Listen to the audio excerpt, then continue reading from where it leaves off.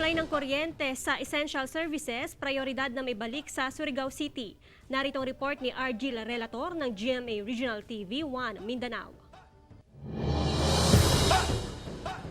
Puspusan ang pagkukumpuni ng mga lineman sa mga poste at kable ng kuryente sa Surigao City. Nasa 70% sa Surigao City at lagpas kalahati naman sa buong distribution system sa coverage area ng Surigao del Norte Electric Cooperative o Surneco ang napinsala ng bagyong Odette. Ipinangako ng Surneco na prioridad nito na maibalik ang supply ng kuryente sa mga tanggapan na naghahatid ng essential services kagaya ng mga opisina ng gobyerno, ospital, bangko at iba pa. Availability ng materials kasi sa lawak ng ng damage, kukulangin yung reserve namin ng mga poste.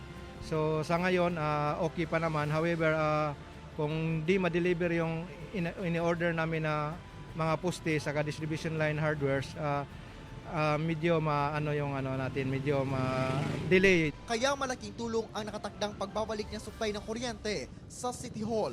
Dahil sa nasabing tanggapan, isinasagawa ang lahat ng transaksyon at mga pagpupulong upang muling makabangon ang lungsod mula sa pinsalang dala ng bagyo. Every day po kami gumagamit ng generator, so additional cost yan sa gasolina.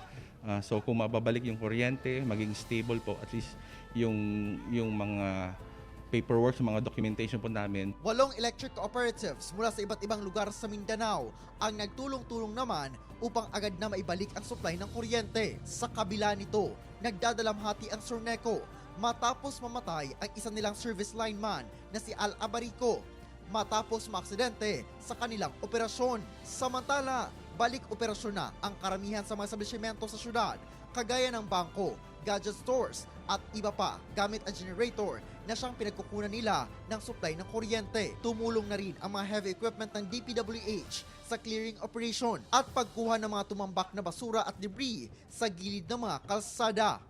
Ako si RG Relator para sa GMA Regional TV.